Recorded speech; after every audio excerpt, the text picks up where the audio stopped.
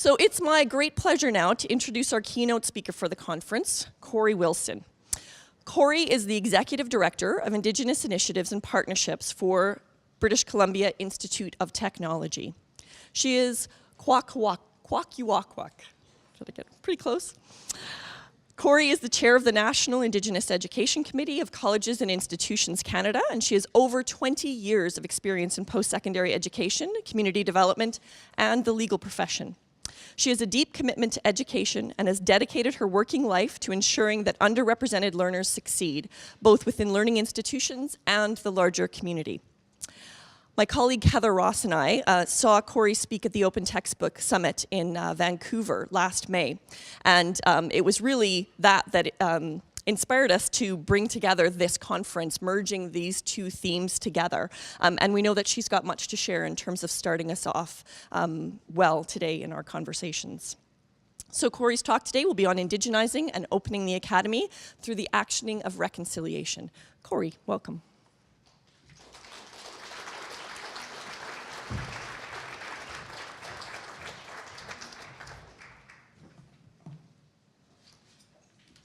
A little shorter. Hello, welcome. Thank you for having me today. So, let me grab my. I'm very honored to be here. I'm very honored to be on the Treaty 6 territory in the homeland of the Métis people. I'm Kwakwaka'wakw from Northern Vancouver Island. You were very close. Yeah, it's got a lot of K's and W's, and it's often mispronounced many, many times. And I'm very pleased. Thank you, Zoe, for your conversation and your spoken word, I guess is what you call it. I'm not as hip as I look. No, just kidding. But I really appreciate that and the idea that we're seeds, because one of the things I've been taught to do is thank our ancestors for allowing us to be here, because it was the strength of our ancestors that have let me be here in this position. And I think as Indigenous people, we're no longer seeds. We are actually blossoming, and we're amazing, like tall, standing in my territory, proud cedar trees. So thank you for that. And your word, Wakoto, did I say it right?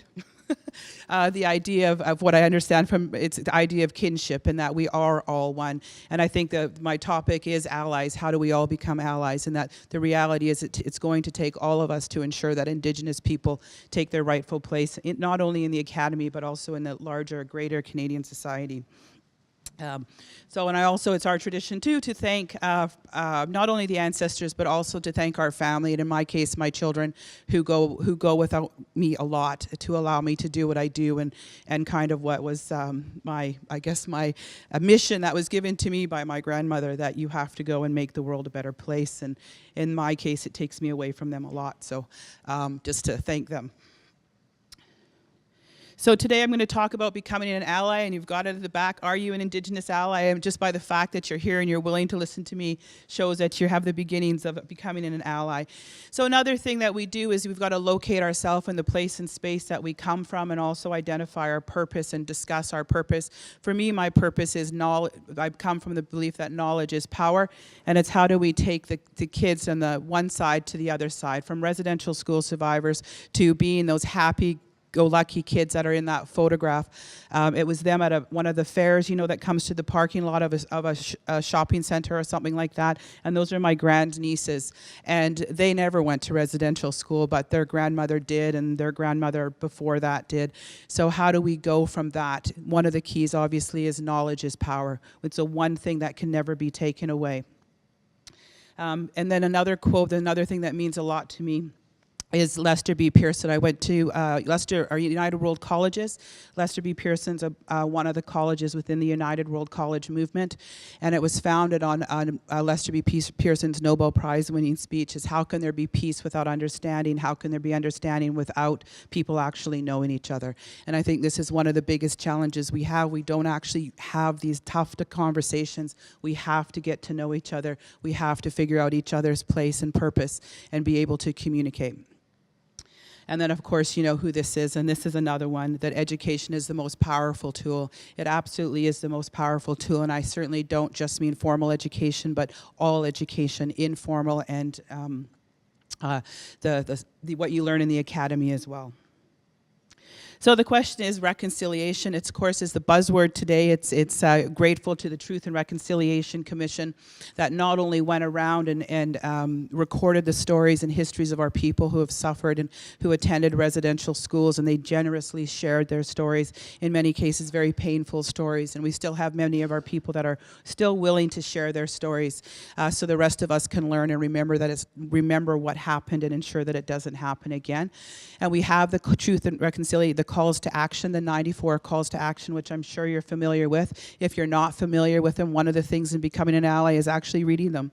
Read them. They're very straightforward to read. They're divided up into areas in terms of, whether it's business, education, physical activity. Have a read through those. But how do we turn that? And what is this reconciliation? What is reconciliation? How do we move that and make it into an action and something that's sustainable, something that's authentic, something that can move the dial forward? And often I'm asked, well, what do you mean by reconciliation? What is reconciliation for one? And it's a way, simply, it's a way to make things right. If things aren't working, if Indigenous people aren't included, somebody said to me a couple of days ago at a conference, well, why do we have to, with respect, they were just actually asking, why do we have to put so much energy into reconciliation or to Indigenous people when they only make up 5% of the population? We'll come back to why we have to do that in a minute, but we have to move reconciliation into actions and not just talk about it, or not just have a name of a building or use Indigenous words or terminology and language in naming a building or naming a street or those types of things. We have to, how do we actually incorporate it into, in this case, in all aspects and parts of the academy? So some of the ways to do that is location, self-examination, as well as action. So location is really important. Not only do we have to locate where you are within the territory, no matter where you go. COUT, Canadian Association of University Teachers, has a great document, because people are often asked, how do I know where I am? Well, just Google.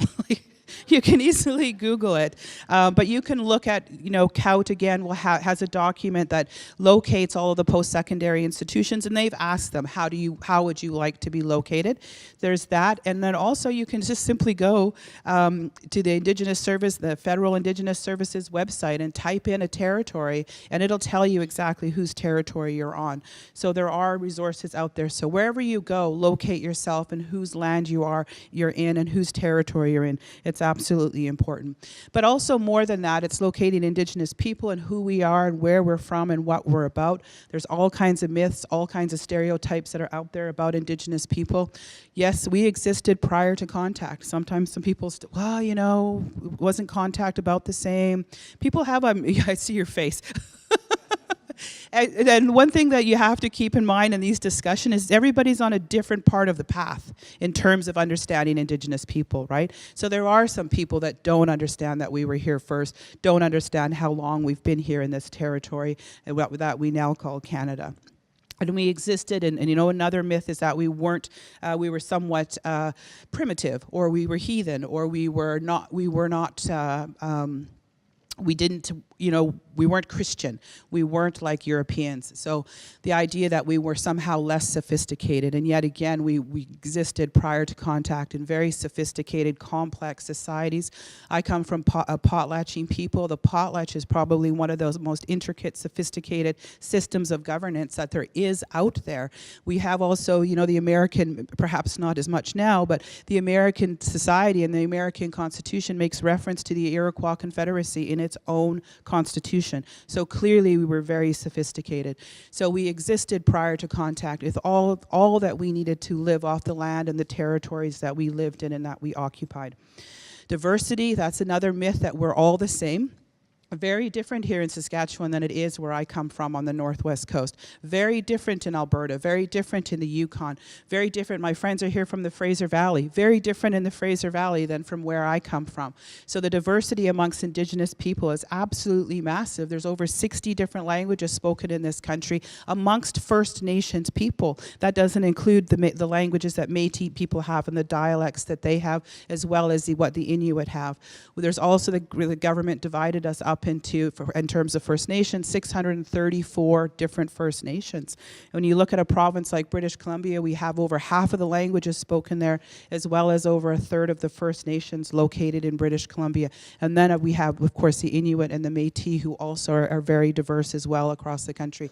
So remembering that diversity.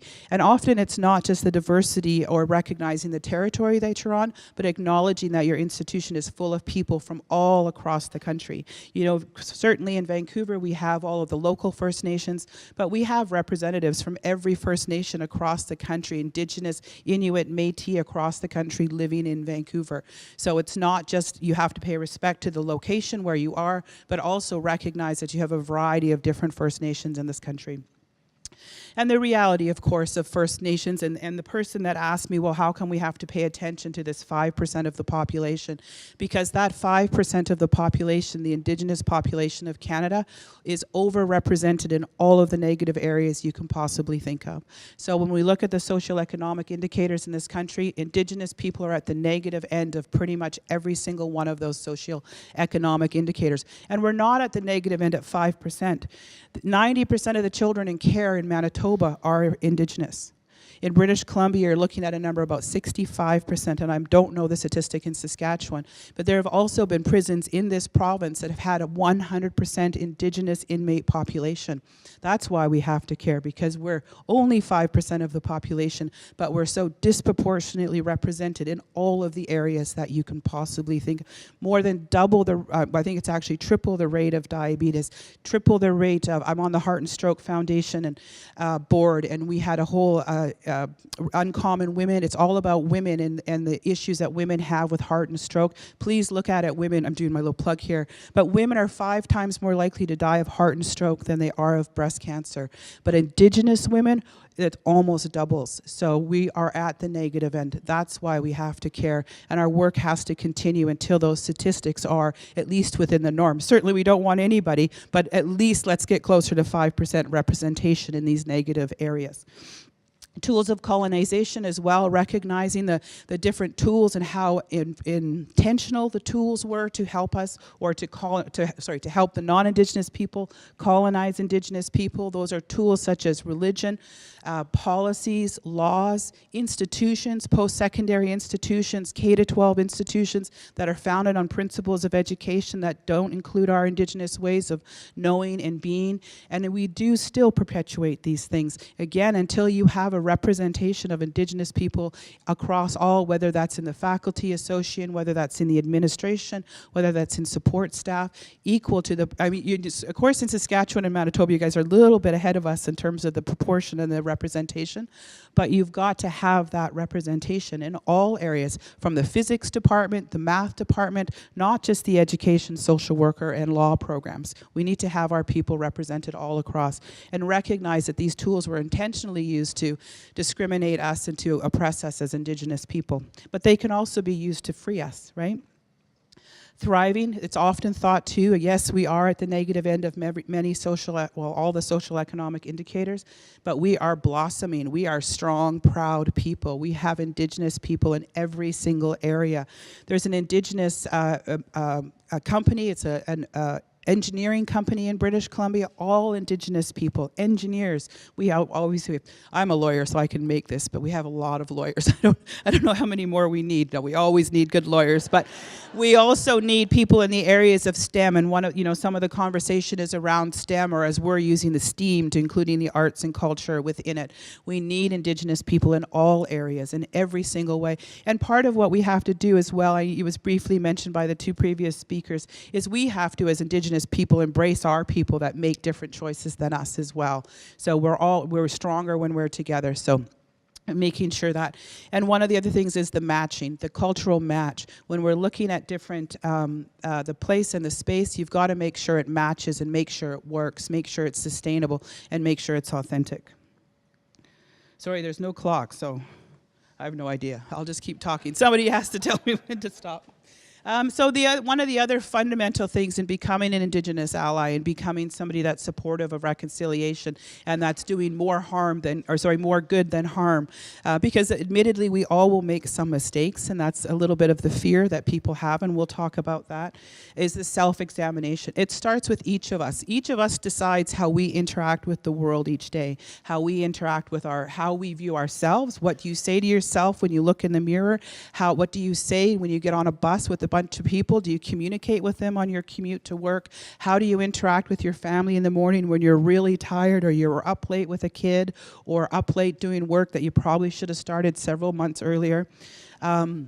Or whatever it is, it starts with us and how we interact with the world and how we give to the world, or do we just take from the world? So one of the important things, and I do this exercise, there's too many people in here to do it now, because I'd get you up and move, and I'm sure you've seen it where you ask questions, take a step forward if, and then usually what you see is, the Indigenous people down here, or the, other multi-barriered people down here, disabled, all of that. So I'll just do quickly. So keep track of your number. There's 5 questions. I usually do more than that. So if you grew up with one of your parents, give yourself a point if you answer yes to these questions. If you grew up with one of your parents, if you have no family members that committed suicide, if you had at least one of your parents had a job growing up, if you have a university degree, and if you don't have any family members that have been in foster care. So we'll talk about the numbers in a minute. So in looking at ourselves and talking about ourselves, one of the things that's really, really important is recognizing our unconscious bias. And it's kind of the buzzword now too, and people aren't really sure what it means and what it is. And the kind of easy definition, and the same with the word privilege, I don't know if I want to give you definitions. So unconscious bias is this. So if you look at this diagram, have you guys seen this? I'm sure you've seen it, right? It's very popular. So if you can't read it, for a fair selection, everybody has to take the same exams. Please climb that tree. So obviously we know who's going to climb the tree, right? And sadly, often a lot of teachers take that perspective, whether it's in the K-12 classroom or even in the post-secondary classroom, that they have that assumption, or they have this unconscious bias as to who's going to do well, or who is telling the truth when an assignment is late, or who is, commenting and coming from that, or whose idea or whose opinion gets more space in the classroom. So, and then when you look at advancing and how we are viewed and how we transition to being successful, or getting a university degree or getting a job, what are those unconscious biases that people have? And again, it's about looking at yourself and recognizing what you value and why you think the way you do. So going to privilege. So privilege is part of, they kind of go part and parcel a bit there with the recognizing your privilege. And I'm sure, again, you have seen this before. The reality is we talk a lot about equality, but really what we're looking for is equity, and recognizing that, because again, I hear from people that, well, it's not fair. We have to treat everybody the same. But not everybody comes to your classroom the same. Not everybody comes to the academy the same. Not everybody comes to the workforce the same.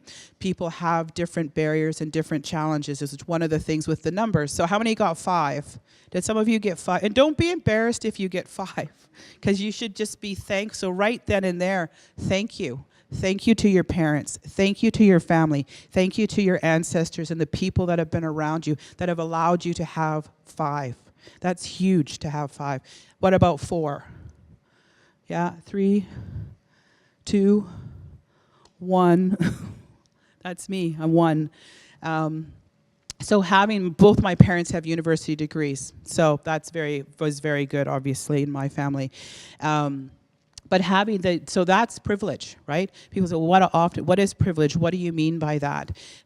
Things that you didn't earn. It's something that you have, an advantage that you've gained that you did not earn.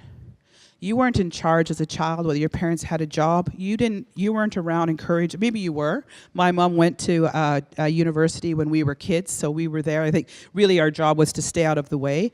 And our bedtime was 7 o'clock, so she could study at nighttime. But you didn't earn any of that. Your parents earned that and provided that for you. So again, that's a privilege. And why does that matter, having living with your parent? Because every kid wants to be loved by their parents. Not just a caregiver, not just an auntie, not just and sadly in foster care.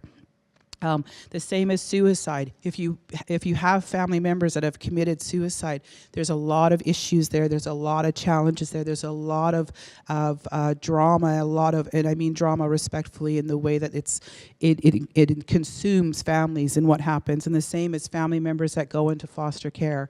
If your cousin's there one day and the next day they're gone. So there's a lot of privilege in that. And of course, having a university degree. So the idea and concept, one of the most important things is to recognize your privilege. And I often get asked people feel, well, I feel so guilty. Don't feel guilty that you have a 5. Only feel guilty if you don't do anything because you're a 5, right? You're a 5. We could do whatever it is, right? We could pick whatever number. But if you are a 5, what are you doing to allow others to have a 5 or to have the same privilege that you did because you are a 5? So it's turning that guilt around. And people say, well, it happened so long ago. I wasn't a part of it. Why am I responsible for it? Because as long as Indigenous people are not achieving at the same rate as non-Indigenous people, you have a responsibility. And we can go into a whole economic argument, but Calvin Helene calls it the demographic tsunami. Indigenous people are a federal government responsibility under the Constitution, or constitutional responsibility, and so that's not going to go away. And we're also the fastest growing population. I imagine it's much higher in Saskatchewan, but on average, 55% of our population is under the age of 25. That's significant. The federal government's responsible, as it says in the Constitution, Indians and lands reserved for the Indians. Indians, of course, have been expanded to include all the Indigenous groups. At the same time as we have baby boomers retiring that are no longer contributing to the economy in the sense of the tax base, they are accessing health care and their pensions at a significant rate.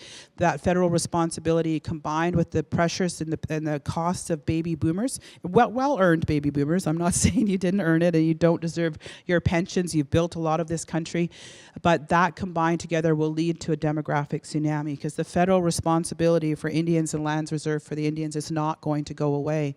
So we have to figure out a way to educate and to support Indigenous young people, as well as all Indigenous people really, to help them be self-determining and help them be able to make their own choices and provide for their families. So privilege, again, is something that an advantage that you've had that you did not earn. So recognize those. Then the question becomes action. Well, what do I actually do with this knowledge? And again, you know that your knowledge too, there's often a lot of uncomfortable, non-Indigenous people are often uncomfortable engaging in these conversations. But as long as you go with an open heart and you go and you're asking, you can tell when somebody's genuinely asking something, even though the words may come out a bit offensive or sometimes, outright racist. You can tell often that they're just inquiring, but they don't, everybody knows if you've talked to your, 80-year-old uncle, they don't use the same terminologies that we use today, right? But you know that they are seeking the information or wanting to learn. So it's also allowing, as Indigenous people, allowing that space for non-Indigenous people to ask the questions that they want, and with the assumption that those non-Indigenous people will actually do something with the information and take that learning and try to expand their own commitment to reconciliation or to bettering the academy. So action, why does it matter? Of course it matters. As Indigenous people, this country, this is our land. We've been here since the beginning of time. And again, a nation, not only economically does it matter, but morally, socially, it's the right thing to do. We're not going away. We're still here, and we are growing into tall cedar trees. I don't know what the equivalent on the prairies would be, but we are not just those buds that are coming up through the soil. Some of us are, admittedly, and that's another thing to keep in mind, is that each each Indigenous person is on a different part of the pathway. You know, there are some that are strong and proud and confident in their identity. There are some that are just not as confident, and there are some that completely reject their Indigenous identity for a variety of reasons, and that would be another whole, you know, day's conversation as to the reasons for that. So it's important to recognize that each person, their behavior and what they say or what they do or don't do, depends on where they're coming from as well, and where they are in terms of wanting to engage, how comfortable they are with their identity. Because all of us struggle with our identity, right? Anybody that has teenage girls, you know exactly what's happening. And, you know, being some of us, obviously, we're teenage girls as well, but also young men, too, are trying to find their place in this world. And then you add on that being Indigenous and trying to find your way in this world that is really two worlds now, right? It's not often that we can go back home and stay on our reserves or stay in our traditional territories and live, work, and play there. It's almost, where I come from, it's impossible to do that. We don't have internet in my community. We don't have schools in my community. We have, the kids that stay there are the ones till age 5, and then the old people that come back. We can't live and work and play in our, we can play, but we can't live and work there. So we're all at different points in terms of our identity and how comfortable we are with our identity and where we will share and you know, so recognizing that you don't always want to share, you don't always want to be identified, and certainly you can't be the one voice in the room. That often happens as well in the academy, that, oh, there's an Indigenous person, well, let's ask them. So that's something to be aware of. So the action, how do we change this? There's no question all the literature and all the reports and things that are seen, not only in Canada but in the United States, that having inclusion and having a diverse workforce, having a diverse student population leads to all kinds of things. Everyone is better when there is more voices and more inclusion. And I saw a guy named Van Jones. Do you know who Van Jones is? He's a great, Google him if you haven't seen him. He's a very powerful African-American man. And he was talking about a test. So if you give, in theory, he gave people a test, and 2 of them got 7 out of 10 on the test right. One person got 3 out of 10. The natural inclination is to take and assume that the 2 that got 7 out of 10 are the smarter, are the better, or the ones that you want to hire, assuming you can only hire 2 people. And he's like, why would you do that? Because most likely those 2 that got 7 out of 10 got the exact same questions right. And he said, how do you know that the person who got 3 out of 10 didn't get the other 3 right, that those other 2 didn't get? So if you take a 3 and take a 7, you have a complete knowledge base. You have a complete understanding. Maybe on paper they may look as though they failed, but they got those 3 questions right that maybe the 7 out of 10 would never actually understand even how to get to the answer if told the answer. So looking at knowledge and looking at the how important the inclusive and how important it is to include the diverse voice and what the knowledge, and when we talk about Indigenous knowledge, the different perspectives that come. Again, all of the studies are showing, even just including women in the Fortune 500 companies that have women on as CEOs or very powerful positions in the company, do significantly better than those that don't have women. And one of the statistics I saw at a presentation one time is there are more men named David that are heads of CEO companies in the United States than there are, oh yeah, David, yeah, David's that popular term, or name. So there are more men named David running companies in the United States than there are women altogether. So, and that doesn't, I mean, there's a whole pile of other names as well that are even greater numbers than David. So that's important to remember, but there's clear evidence that the diverse voice, so therefore the diversity, including diverse concepts and diverse knowledge, will also benefit your company. Access as well, so we have to provide that access to Indigenous people. I was at a conference on Sunday, and somebody said to me, well, I don't see, they named a First Nation. Well, I've never met any of these people, even though I've lived in this territory, this area for a long time. And I said, that's because you haven't allowed the voice. She thought she hadn't heard the voice of these people because they didn't exist anymore because of colonization, because of genocide. And she was quite proud of her use of the term genocide. And I said, no, they actually do exist. You just haven't, one, either sought them out or allowed space for their voice to come through in the academy, the institution that she worked for. She wasn't very happy and in fact got a little upset, but then did come back around a little while later, and we had a good chat about it. So that access. If you don't see, if you look around every space you go into, if you look around and everyone looks like you have to ask yourself why. Why does everybody look like me in this room? How do I provide space for other voices and other people to come into this room? And look, again, reflecting on yourself personally, is there something that I can do? Is there a policy that's preventing it? Is there harm to add a different voice, another person to the table? Is there, what can I do? So where is that access and how can you provide, or what is preventing the access and how can you provide that access? Cognitive, again, I made the comment about Van Jones.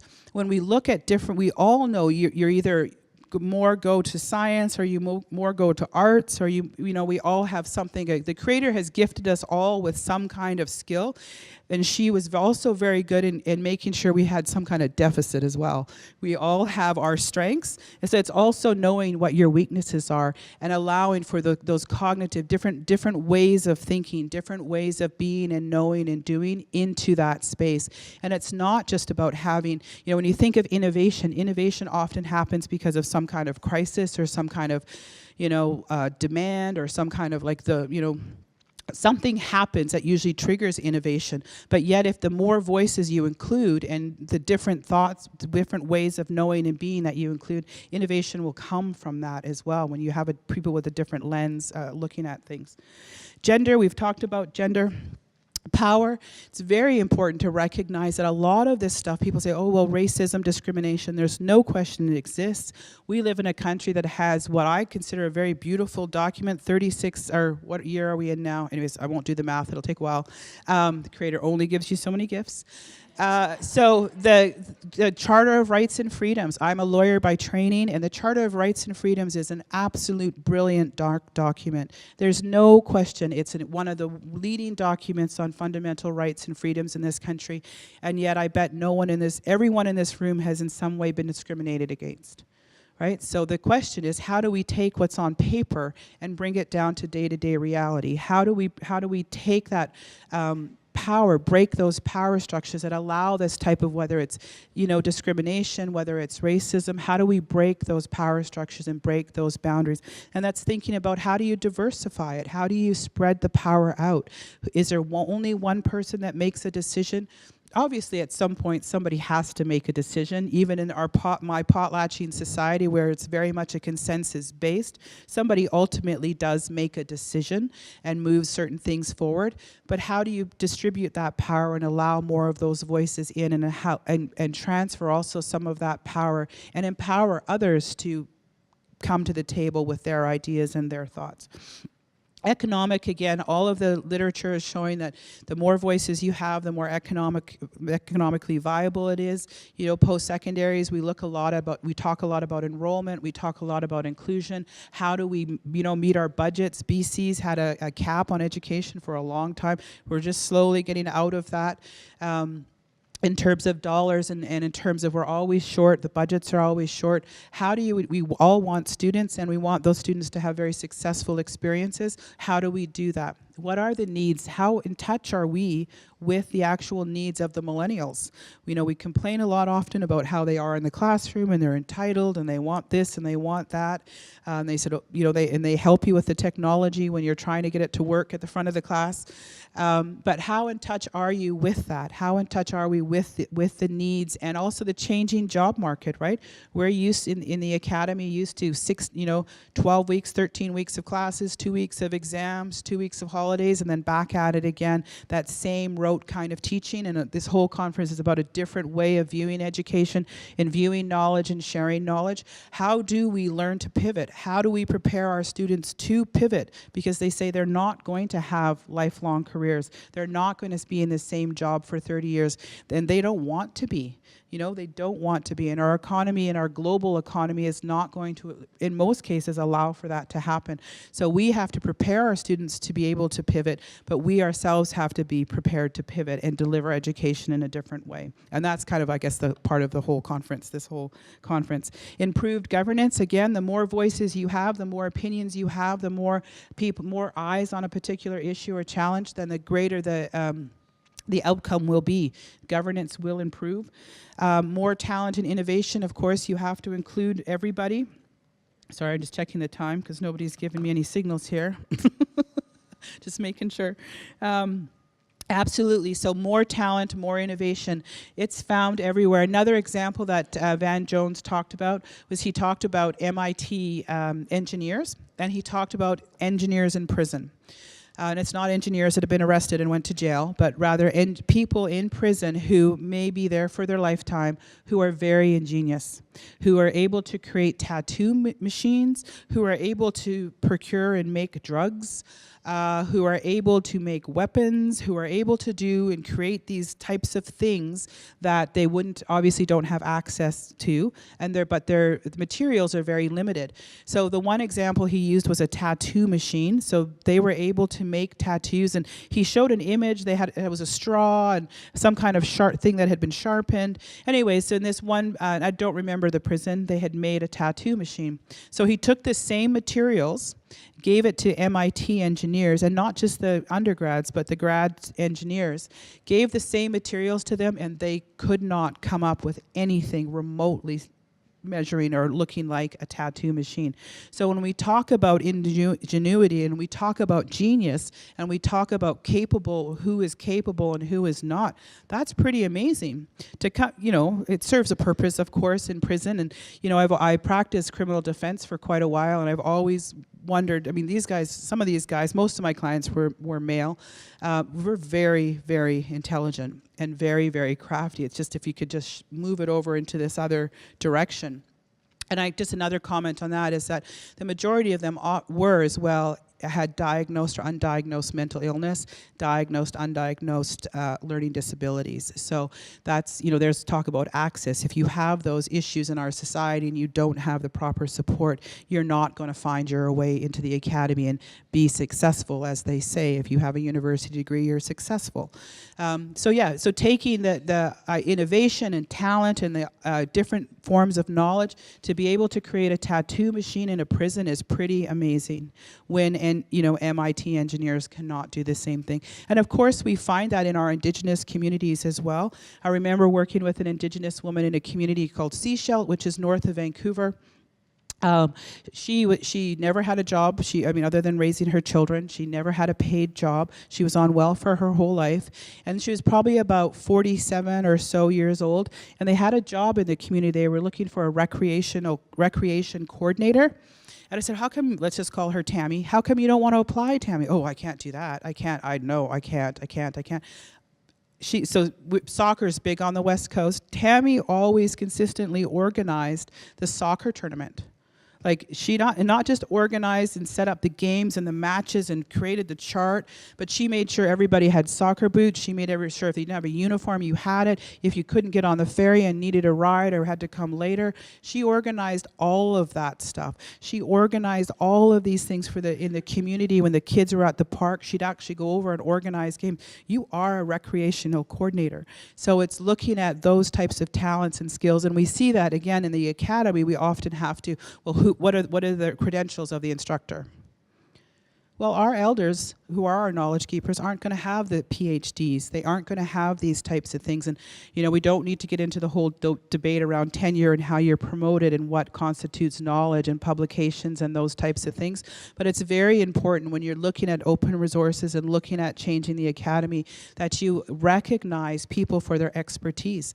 Just because you have a PhD does not mean you're an expert in a certain area. You may be an expert and there's many a person that has a PhD in Indigenous studies or Indigenous people of the West Coast or the Potlatch, but they don't have that lived experience. They don't have that authentic experience. So it's important to recognize that as well. And the reality is that we're living in a globalized economy. globalization, a shared economy. We're more interconnected than we ever have been as Indigenous people and as non-Indigenous people, as states around the world. We are so connected, and we're moving to this digital age. So there's definitely a need to get information out in the open and share that type of information. And recognize that our reach can, there's lessons to be taught here in Saskatchewan that are vital and important to other areas of the country or to other places around the world. And it's also again about that access, where all of us are exceptionally privileged to be here in Canada, to be Canadians, to be Indigenous. You know, and I know a lot, that's a topic in a lot of Indigenous communities. Are we actually Canadian? And the one thing I always say is there's no other country in the world that I'd rather be discriminated in. Because, and I mean that in a good way, because as an Indigenous person, I acknowledge the history and the things that have happened to my people, but I'm very proud to carry that Canadian passport because I have been around the world. I have seen what it's like to be Indigenous in other countries, and I'm not going to die for speaking out and for fighting for our people. The same as people, LGBTQ people, they're not going to die in Canada for fighting for their rights. So we have to acknowledge the privilege and the space that we have. Not saying that I'm definitely a proud Canadian, but I'm a proud Indigenous person first. And then the reality is together we're stronger. The more people you have working towards the same goal, the stronger it's going to be, not only because you have the diversity of voice, and you have the diversities of opinions and different eyes looking at different things, but we have to do this together. If my kids don't succeed, your kids are not going to succeed. And we can go and look at if 90% of the kids in care in Manitoba are Indigenous, and across the country approximately 55% of the kids in care are Indigenous. That's a lot of money that's going to fund a problem and a challenge that could have, with some simple solutions, could change. Instead of paying the foster parents, pay the grandmother or the auntie that often is willing to look after the child and keep that child in the community, have a greater hopes of them growing up with self-esteem, self-confidence, and confidence in their identity and their place and space in this world. So if we don't do this together, then if my kids don't succeed, your kids aren't going to succeed, and your kids will likely be working to pay for my kids. But if we change that, if we change those socioeconomic indicators, then Indigenous people will be contributing, and we'll all be stronger for it, and we'll all be, we'll do good things. I don't know. So then the question is how. So how to become a good ally. So your motivation, you have to have the proper motivation. And sometimes the motivation is simply because you have to. You know, in British Columbia, the 25 institutions were given a directive some years back from the Ministry of Advanced Education. What are you doing for Indigenous people? And admittedly, some of them just did it because that's what they were directed to do and directed to report out on. But that's a start. That's a place to start, right? So you have to then move it to the proper motivation and the being authentic. And in that, you have to include the authentic voices as well, right? You have to have people that have that lived experience. We have people who are PhDs in all kinds of things, but unless you have that Indigenous person with that authentic lived experience, the two of them will complement each other, right? So you have to have those voices. Follow. It's often, and as Indigenous people and with research in the areas of research in the academy, a lot of research has been done on my people, have been done on Indigenous people. But so instead of coming and telling us what you want to do, actually ask the community, what would you like? How can we help you? We have these programs. You know, SHIRK has a grant that's out for Indigenous people. Instead of creating and designing what you want to do, actually ask First Nations communities what they would like. Also, make sure your research will lead to some kind of solution that will change a contemporary reality for First Nations people. You know, how can you help get more inoculations? How can you help what are some water? Can you put your innovation into water? And I know the University of Saskatchewan has the Light Up program, or I can't remember what it's called. But you have a center that's focused on water, right? That's a huge issue for Indigenous people. So making sure that you follow and you don't try to lead and tell and dictate to First Nations people what to do. Obviously, be honest. Be honest and open, authentic, sustainable, accountable, transparent. Know the truth. Know the true history of Indigenous people. Recognize that and acknowledge it. Know your own family history and how that relates as well. Learn to understand the perverse. Again, it is a difficult history, but you need to know that history. You need to understand that history. 2 years in one mouth. I think we all have some kind of have a grandmother or a granny that has said that the Creator gave you 2 ears and one mouth for a reason, because you have to listen twice as much as you have to speak. And then give up this romantic version of Indigenous people. You know, I have meet people. Oh, I'm so at one with your people. What does that mean? You're at one with my people, right? And this idea that we are this, you know, at one with nature, and we certainly have those elements of our people as well, but we're fierce and strong and proud as well. So give up this romantic notion of us as Indigenous people. And you know, they'll like, oh, do you like, they'll make their own regalia. It's like, well, okay, it's not really you can't really wear that. So this whole kind of the Karl May kind of version of Indigenous people. And then leave the space open. So whether that's leaving the space for Indigenous people to take control and to run with it and to design and to move a project forward, or whether it's also just creating space and sharing that space more with Indigenous people, allowing that voice to be there. We often, I find in the academy, get caught up, well, we need to have a rep from this, and this, and they're, oh, well, we can't have somebody Indigenous. Well, why can't you? Right? If you're a president of a post-secondary institution, you can pretty much do a lot of things when it comes to having representation, because you do a lot of things you have the ability. And I've found in my own experience in post-secondary, a president or the head can make all the difference in the world. So there is power and authority in that to use in a good way. So if they say, well, how do you get the faculty on board that aren't committed? Just go with those that are, and just start celebrating those that are. And you know, another example in research, if the institution has research money that goes to faculty members here, one of the questions on the research application for that funding is, how will this benefit and support Indigenous people? You can add that to the application and weight the application a little bit that way, right? So there's lots of things that can be done. I'm not saying it's easy and you're not going to take a lot of flack, but there are things that can happen now without money to make and include Indigenous people in a way that they haven't been included before. And then there are those, and that's a way to think about it too. What can I do right now that doesn't cost any money? What can I do right now that costs only a little bit? What are the longer, you know, more, you know, $1 million plus or 10 million plus kind of ideas that you need to do? And it's not always buildings. We do need buildings, but the first thing each of you can do is just start thinking and learning more about Indigenous people. And often people say, well, and I know that's one of the topics that'll come up, where do we find Indigenous resources? They're everywhere. And I always find it strange when I talk to universities or they're like, well, we don't know where the Indigenous resources are. Most of you in the room have PhDs. You know how to research, right? It just blows me away. You know how to research. So start researching this. You may not know which voices are the more authentic ones, but you have a brilliant center here. Ask them. Ask them. Start asking people, and come with an open heart and an open mind, and you will be received.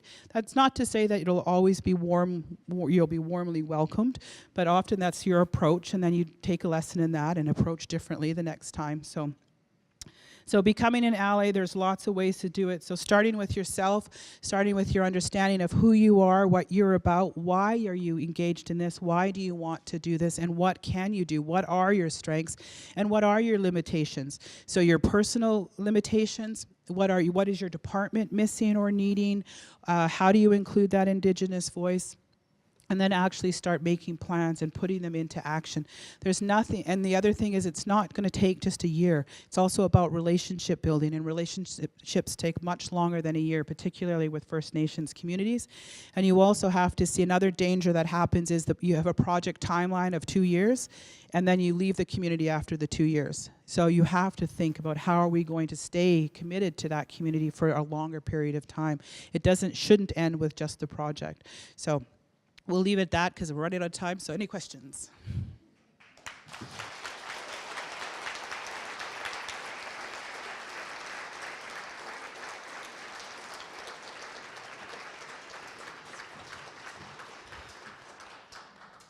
Thank you so much. We do have some time for questions, and my colleague Stryker has the mic at the back. So if you have a question, and Charlene as well, so just raise your hand and we can come to you. And yeah.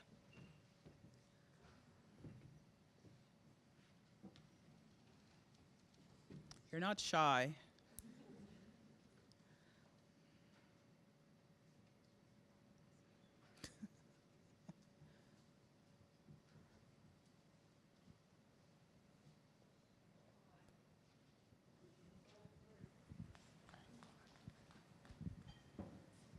Hi, I'll break down and ask a question since no one else is going to. Do you have specific recommendations for someone who is not Indigenous, who wants to be a good ally and welcoming and having those conversations in a way that avoids being offensive as much as possible? I find I have certain individuals that I know will be open-minded to my questions, but if I don't know they're going to be responsive, I just say nothing. And that makes me look like a bad ally instead of a good one. Well, I think that's one of the biggest problems, or one of the biggest challenges that I hear non-Indigenous people say is how can I support, how can I have these conversations? I think there's, Indigenous, so there's two things. The non-Indigenous person needs to come to the conversation with as much humility, if you will, as possible. And sometimes it's just simply saying, I'm not sure of this, but I've heard this. Can you explain, tell me this? But Indigenous people as well, we have a responsibility to, or need to provide that space that's safe for people to ask those questions. We don't get anywhere. The number of times I've been in meetings and conversations where nothing actually happens because we are arguing about terminology, or once I said the word strategy, an Indigenous woman got upset with me and left the room. Okay, well, don't leave. Let's stay there and have these conversations. Let's switch the terminology. Let's do that. But it's all of us being and recognizing that we do have to work together in many cases, and just coming and just being open and saying, look, I'm not sure how to ask this question, but I'm trying to find this answer. And the reality is you will meet somebody that we will all offend somebody at some point. And again, I see it as where all of us are, whether we're Indigenous or not, where we are in terms of our sensitivities. And I don't mean that disrespectfully, but where we are in terms of how comfortable we are in certain spaces. And not everybody is comfortable in all spaces, right? So it's just knowing that you may offend, but just keep going, because I'm certain if you come to your center here, the people that are here, Stryker's group, will be willing to have that conversation. And I think we need to start having those really open, authentic conversations where we can ask those types of questions. Another myth that I hear all the time is, well, how can I get me one of those cards so I don't have to pay taxes? Okay. First off, you can't have one of it. So it's better for me to say, right, like, I could get mad and leave, or I can say, well, first, you're not entitled to one of those cards, but here's how it works. And so we have to provide that space for that conversation. And I think from a non-Indigenous perspective, it's coming with an open mind. And often where you see trouble happen is when a non-Indigenous, I read this, I read that, well, my research shows. Well, that's not how to begin the conversation, right? So just being open and just keep at it. If you have to knock on 5 doors, knock on 5 doors, even though a couple may be a little bit scary, right?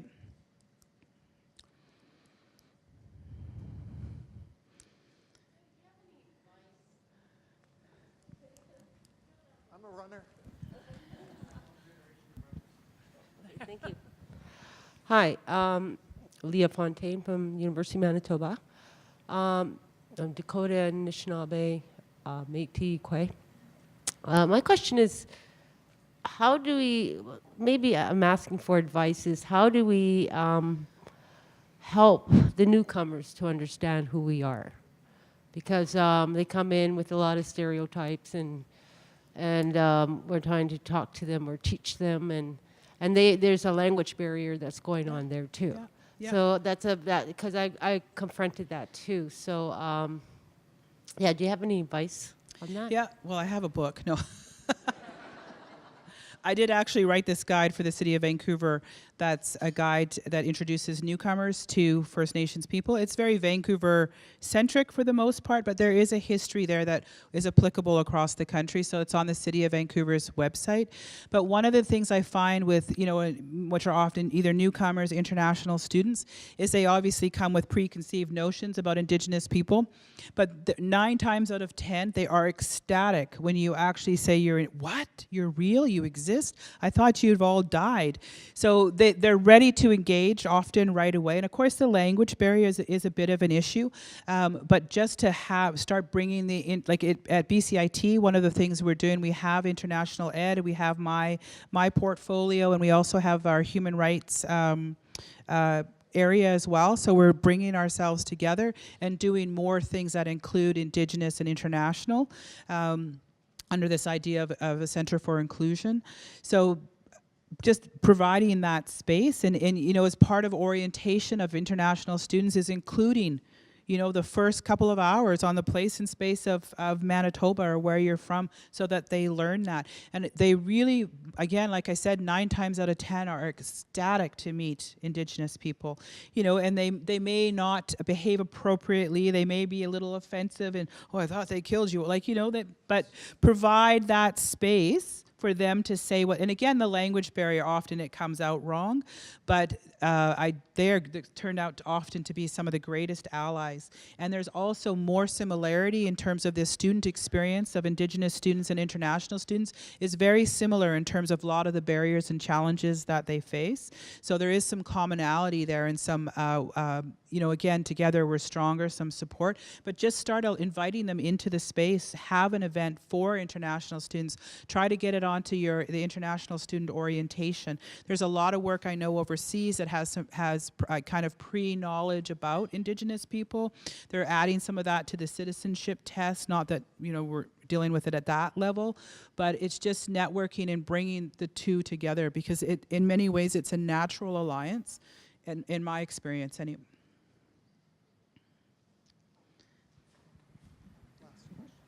I was just told this was the last question. What's your vision of what reconciliation is going to look like in 5, 10, 20 years? I mean, I asked that question not to be vague, but sometimes, it's easy to get bogged down in the details and the terminology of just trying to understand because everyone's on some sort of different path.